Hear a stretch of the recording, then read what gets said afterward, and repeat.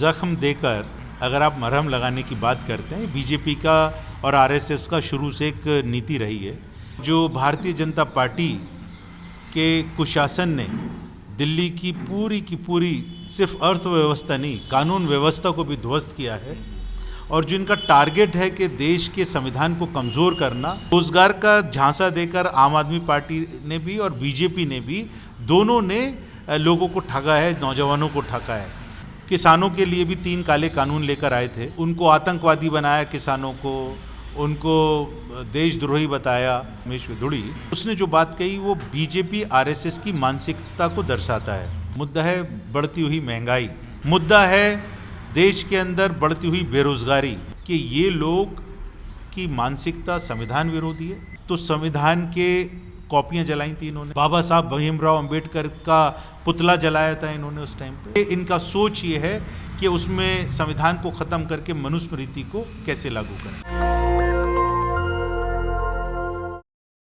नमस्कार, आप देख रहे हैं नेशनल दस्तक। मैं हूं रंजय कुमार। दिल्ली का दंगल शुरू हो चुका है। 5 फरवरी को एक चरण में दिल्ली में मतदान होने वाले हैं और सभी पार्टियां कमर कस चुकी हैं कि इस बार उनको बहुमत में अपनी सरकार बनानी है। अगर हम बात करें पिछले सरकारों की, तो 15 साल तक लगातार शीला दीक्षित ने शासन किया, कांग्रेस ने यहाँ पर लगातार 15 साल शासन किया। उसके बाद आम आदमी पार्टी ने 10 सालों से शासन में है और पिछले 26 सालों से बीजेपी दिल्ली में नहीं है। और बहुत सारी बातें हैं। इन्हीं मुद्दों पे बातचीत करने के लिए दिल्ली में हमारे साथ आज हैं सीमापुरी से उम्मीदवार हैं कांग्रेस के राजेश लिलोटिया साहब, जो कि शीला जी की सरकार में मंत्री भी थे और ऑल इंडिया एससी कमीशन के चेयरमैन भी रह चुके हैं। तो राजेश जी, सबसे पहले तो सर आपका स्वागत है नेशनल दस्तक पे। धन्यवाद।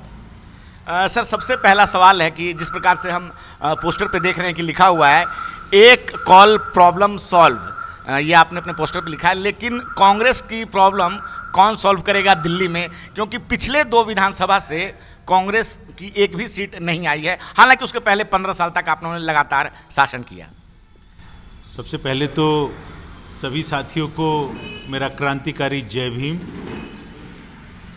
जो आपने कहा कि कांग्रेस पार्टी की प्रॉब्लम कौन सॉल्व करेगा, तो हम चुनाव का समय लोगों के बीच में जा रहे हैं, दिल्ली के लोगों के बीच में जा रहे हैं कि जो दिल्ली के अंदर पिछले 10 साल में आम आदमी पार्टी ने प्रॉब्लम्स क्रिएट की हैं और जो भारतीय जनता पार्टी के कुशासन ने दिल्ली की पूरी सिर्फ अर्थव्यवस्था नहीं, कानून व्यवस्था को भी ध्वस्त किया है, और जिनका टारगेट है कि देश के संविधान को कमज़ोर करना, संवैधानिक जो संस्थाएं उनको कब्ज़ा करके उनको गुलाम बनाना, तो ये लोगों के बीच में जा रहे हैं कि लोग डिसाइड करें कि इस प्रॉब्लम को कैसे सॉल्व किया जाए। और जिस तरीके से जन समर्थन लोगों का मिल रहा है, लोग पीड़ित हैं।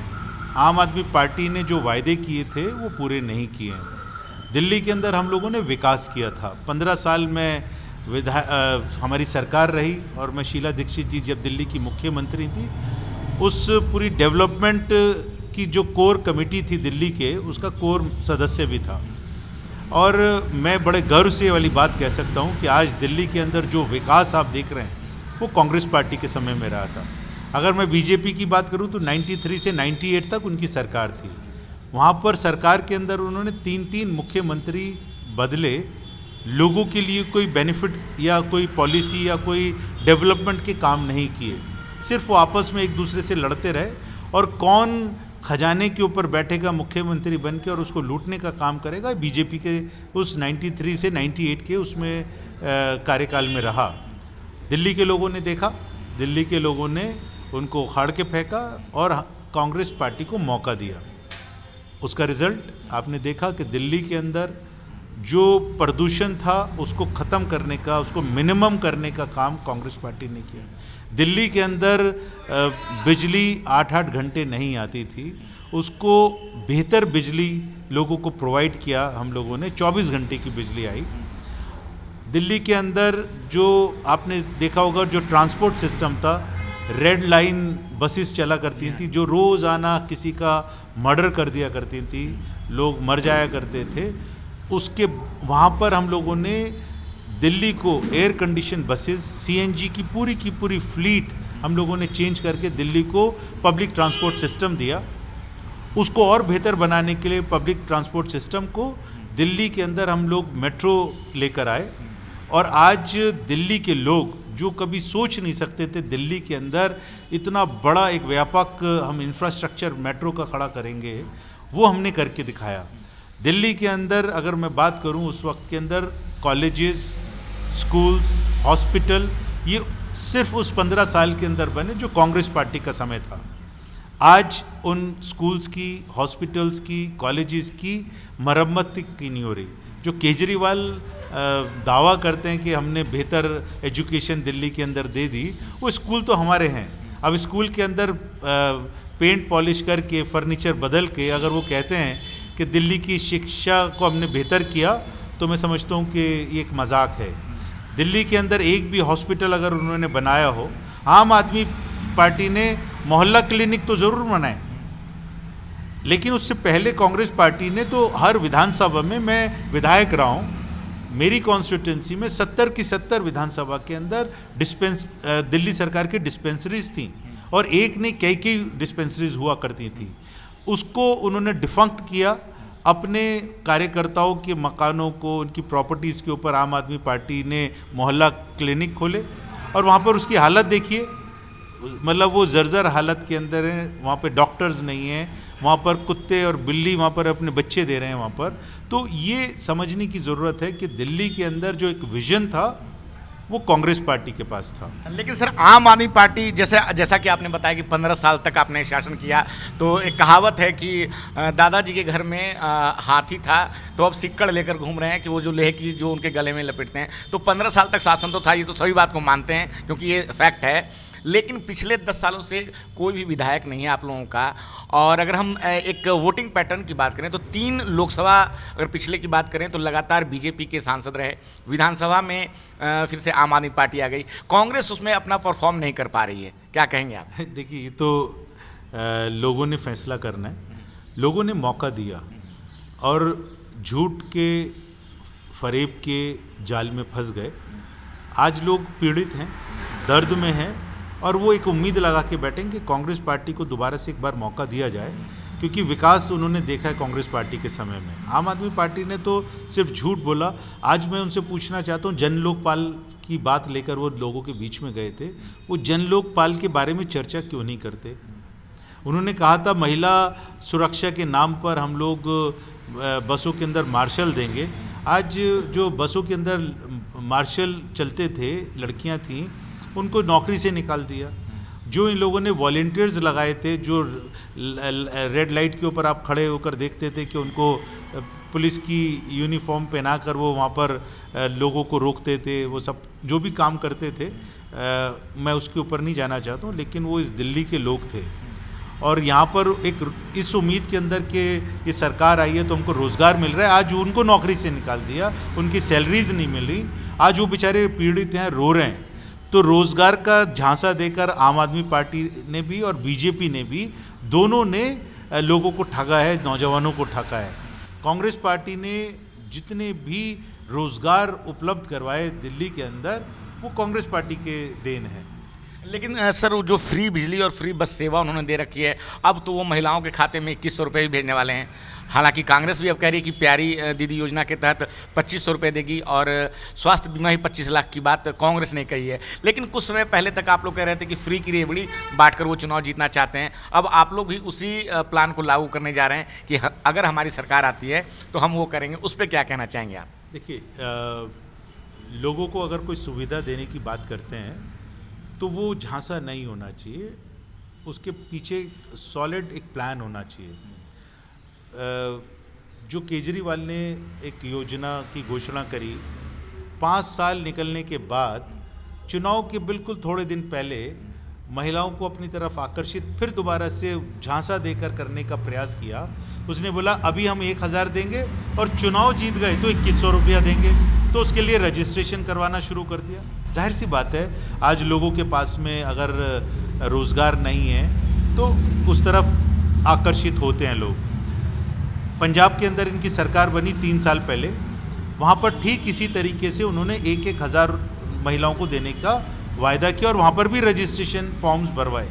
3 साल हो गए वहाँ पे सरकार को, एक कोई व्यक्ति पंजाब का आकर ये बताए, मैं इन पंजाब की जो पंजाब में जो आम आदमी पार्टी की सरकार है उससे, और दिल्ली के जो मुख्यमंत्री रहे फर्जीवाल उससे, और दिल्ली की अभी मौजूदा जो हमारी वो हैं जो मुख्यमंत्री हैं, महिला मुख्यमंत्री हैं, मैं उनका आदर करता हूँ क्योंकि महिला हैं, लेकिन वो खड़ाऊ रखकर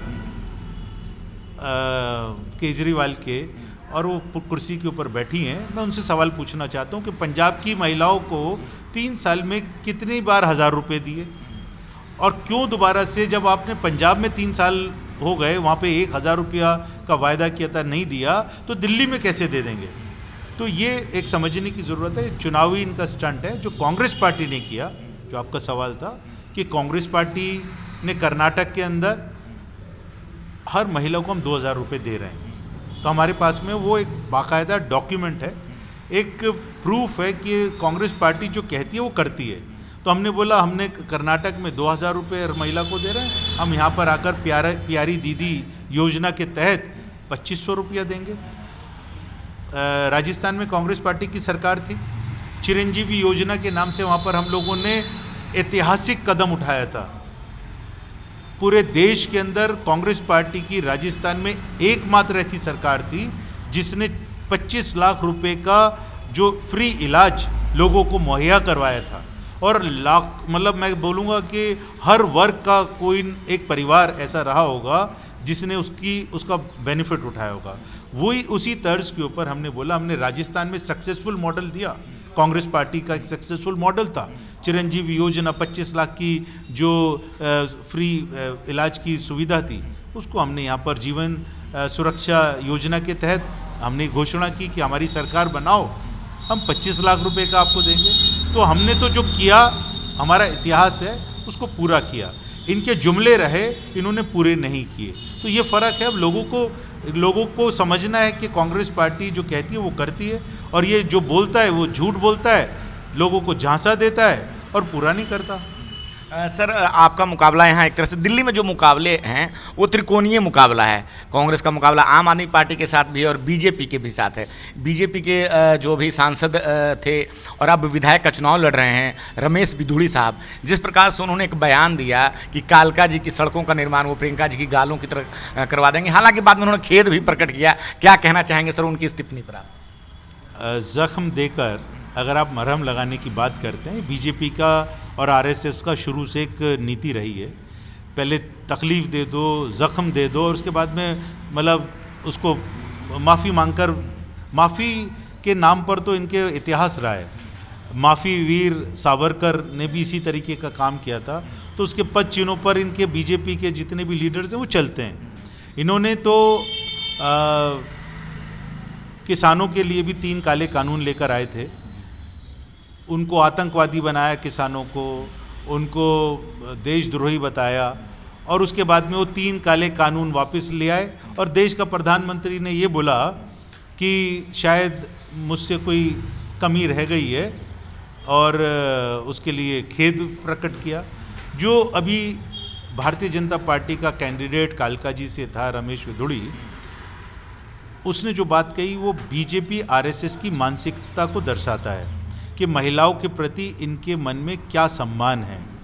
कांग्रेस पार्टी हमेशा महिलाओं को मुख्य धारा से जोड़ना चाहती है, सम्मान देना चाहती है और देती रही है। उसके लिए कार्यक्रम किए हम लोगों ने। इन लोगों की शुरू से एक सोच रही है कि जो प्रियंका गांधी जी हो, राहुल गांधी जी हो, सोनिया गांधी जी हो, ये इस तरीके के अपशब्दों का इस्तेमाल करके ये लाइमलाइट में आना चाहते हैं। जो मेन मुद्दे हैं उससे लोगों का ध्यान दूसरी तरफ लेकर जाना चाहते हैं। मुद्दा कुछ और है। मुद्दा है बढ़ती हुई महंगाई, उसके ऊपर इनके क्या व्यूज़ हैं उसके बारे में पूछना चाहिए। मुद्दा है देश के अंदर बढ़ती हुई बेरोज़गारी, उसके लिए इन्होंने क्या प्लान किया। इन्होंने जुमला दिया था 2 करोड़ रोज़गार देंगे, वो रोज़गार कहाँ हैं लोग पूछ रहे हैं। और दूसरा, रोज़गार के नाम पर ये लोगों को, नौजवानों को सलाह देते हैं कि तुम पकौड़े तलो, चाय बेचो। दूसरा, नौजवानों को आप देखिए कि अग्निवीर योजना लाकर उन्होंने कितना बड़ा मजाक किया कि मतलब 18 साल का बच्चा जो फ़ौज में भर्ती होगा 4 साल के बाद मतलब 21-22 साल की उम्र के अंदर वो रिटायर हो जाएगा, उसका मानसिक संतुलन देखिए कितना खो जाएगा कि वो जवानी में ही रिटायर हो जाएगा तो कुछ नहीं कर पाएगा। तो इन लोगों की सोच है वो मैं समझता हूँ कि उसके अंदर देश हित में कुछ नहीं है, जनहित में कुछ नहीं है, सिर्फ चुनाव को ध्यान में रखकर ये सारी चीज़ें सारी प्लानिंग करते हैं। नीलोटिया जी, अभी एक जब संविधान पर चर्चा के दौरान एक मुद्दा काफ़ी गर्म रहा, आपने सुना भी होगा कि किस प्रकार से संविधान पर चर्चा के दौरान संविधान के 75 वर्ष पूरे हुए और उस पर ही चर्चा के दौरान माननीय गृह मंत्री अमित शाह ने कहा कि आम्बेडकर करना एक फैशन बना रखा है, इतना नाम भगवान का लेते तो कुछ भला हो जाता, 7 जन्मों का स्वर्ग मिल जाता। आप खुद ऑल इंडिया एससी डिपार्टमेंट के चेयरमैन रहे, तो सर क्या कहना चाहेंगे जिस प्रकार से, क्या ये सोची समझी रणनीति है? क्योंकि अभी आपने बातचीत में कहा कि मुद्दों से ध्यान भटकाना, तो सोची समझी रणनीति है या टंग ऑफ स्लिप, आपको क्या लगता है? टंग ऑफ स्लिप नहीं है ये। अंबेडकर जी के लिए जो नफरत इनके दिल में है वो जुबान पर आई। मोहन भागवत आरएसएस के जो मुख्य संचालक हैं वो और बहुत सारे नेताओं ने हर मतलब अलग अलग समय पर आरक्षण को ख़त्म करने की बात कही, संविधान को ख़त्म करने की बदलने की बात कही। ये लोगों की जो सोच है वो मनुस्मृति को लागू करने की है। हिंदू राष्ट्र की जब ये बात करते हैं तो सीधे तौर पर वो कौन सा संविधान लागू करेंगे हिंदू राष्ट्र घोषित करके देश को या उसको बनाकर, वो मनुस्मृति है। तो जो महिलाओं का अपमान की बात कही वो मनुस्मृति के अंदर उनके लिए वो जायज़ है, तो उसको लागू करना चाहते हैं वो। और हम लोग तो संविधान की रक्षा की लड़ाई लड़ रहे हैं, हम उसके हिमायती हैं। राहुल गांधी जी पूरे देश के अंदर, मल्लिकार्जुन खड़गे जी पूरे देश के अंदर, और मैंने भी as a chairman of all India Congress committee SC department पूरे देश में कैंपेन चलाया कि संविधान रक्षक बनाने हैं। पूरे देश में 4 लाख से ज़्यादा संविधान रक्षक बने। तो हमारा काम है संविधान की रक्षा करना। संविधान के अंदर दिए हुए एससी एसटी ओबीसी माइनॉरिटी जो बहुजन आबादी है, जो इस देश का मूल निवासी है, जो इस देश की बहुसंख्यक आबादी है, उसके हितों की रक्षा करना जो संविधान में लिखा है, उसके लिए हम संविधान की रक्षा करना चाहते हैं। ये लोग संविधान को कमज़ोर कर कर जो संविधान में दिए हुए उनके अधिकार हैं एससी एसटी के लिए, जैसे आपने देखा कि पिछली बार बीजेपी ने सरकार बनते ही जो prevention of SC ST atrocity act है उसको ख़त्म करने का प्रयास किया। पूरे देश के अंदर एक आंदोलन खड़ा हुआ 2 अप्रैल का, आपको सबको मालूम है। घुटने टेक दिए बीजेपी ने, जब देखा कि जन समूह इनके खिलाफ खड़ा हो गया, घुटने टेक दिए। लेकिन सोच क्या है, मानसिकता क्या है? वो ये है कि जो अधिकार बाबा साहब भीमराव अंबेडकर जी ने संविधान में बहुजन के लोगों को दिया था, उसको कैसे कमज़ोर करें, उसको कैसे छीनें। अभी पिछले दिनों आपने देखा दिल्ली यूनिवर्सिटी के लॉ फैकल्टी के अंदर मनुस्मृति का पाठ्यक्रम बोला कि इसको सिलेबस के अंदर डाला जाएगा मनुस्मृति। आप सोचिए, लॉ का स्टूडेंट जिसको संविधान के बारे में स्टडी करना चाहिए, वो मनुस्मृति कैसे पढ़ेगा? तो इनकी मानसिकता उस तरीके से नज़र आती है। बाद में उन्होंने बोला कि हमें खेद है, ये हमारी नॉलेज में नहीं है। मतलब कोई ऐसी चीज़ हो सकती है क्या? इतना सीरियस मैटर आपकी बगैर नॉलेज के कोई एडमिनिस्ट्रेटर या कोई ऑर्गेनाइजेशन, सरकारी संस्थान ऐसा कर सकते हैं क्या? तो ये साफ जाहिर है कि ये लोग की मानसिकता संविधान विरोधी है। और ये इनके दिल में जो नफरत थी, जो अमित शाह ने जो बोला कि अंबेडकर अंबेडकर अंबेडकर, इतना बार अगर तुमने ईश्वर का नाम लिया होता तो तुम्हें स्वर्ग प्राप्त हो जाता, तो क्या अंबेडकर को आज तक के मानने वाले मुझ समेत और आप समेत लोग, क्या अगर वो अंबेडकर का नाम ले रहे हैं तो वो उनको नर्क मिलेगा क्या? तो ये समझना है कि इनकी मानसिकता क्या है। ये वही लोग हैं आरएसएस के लोग, जब बाबा साहब भीमराव अंबेडकर ने संविधान इस देश को दिया था तो संविधान के कॉपियां जलाई थी इन्होंने। बाबा साहब भीमराव अंबेडकर का पुतला जलाया था इन्होंने उस टाइम पे। तो शुरू से विरोधी रहे और आज भी उनकी मानसिकता वही है। 100 साल इनके पूरे होने जा रहे हैं आरएसएस के 2025 में, और ये इनका सोच ये है कि उसमें संविधान को ख़त्म करके मनुस्मृति को कैसे लागू करें। सर, हमारी बातचीत चुनावों से स्टार्ट हुई थी, चुनावों का समय है। आम आदमी पार्टी के जो समर्थक हैं या नेता, वो कह रहे हैं कि हमारे पास अरविंद केजरीवाल हैं, बाकी पार्टियां जो हो बिना दूल्हे की बारात है। ये आखिरी सवाल है सर, क्या कहना चाहेंगे आप? देखिए, वो दूल्हा नहीं, हो तो जेल जा चुका है।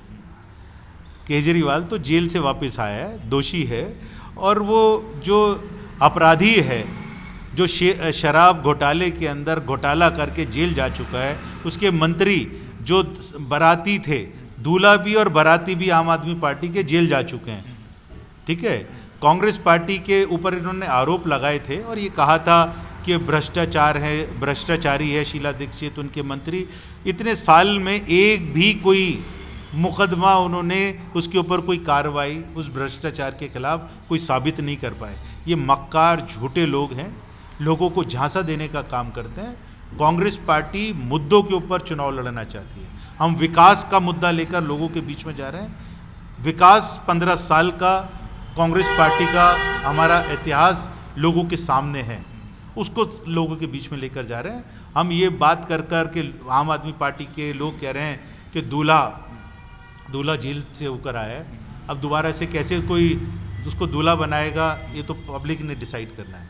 चलिए सर, आपको सर जीत की शुभकामनाएं, आपने हमें समय दिया सर, बहुत बहुत धन्यवाद। Thank you. तो हमारे साथ बातचीत कर रहे थे राजेश लिलोटिया साहब, और जिस प्रकार से आम आदमी पार्टी और भाजपा दोनों की नीतियों पे हमला बोला और ये साफ साफ बताया कि किस प्रकार से दोनों पार्टियों ने दिल्ली की बेहतरी के लिए काम नहीं किया है। अगर आम आदमी पार्टी की बात करें तो कहते हैं कि इन्होंने जो दावे करके आए थे वो दावे ये पूरे नहीं कर पाए, लेकिन आने वाले समय में जनता इस बात को समझ पाएगी। क्या सोचते हैं आप छोटी सी बातचीत पर? आप अपनी राय हमें ज़रूर बताएं। मैं रंजय कुमार, कैमरामैन आशीष के साथ, नेशनल दस्तक। धन्यवाद। नेशनल दस्तक की आपसे गुजारिश है कि अगर इसको बचाना चाहते हैं तो नेशनल दस्तक को सब्सक्राइब करने के लिए रेड कलर के सब्सक्राइब बटन को दबाएं, फिर बेल आइकन की घंटी दबाएं। नेशनल दस्तक को बचाने के लिए बहुत जरूरी है कि हर खबर को शेयर करें, लाइक करें, कमेंट जरूर करें।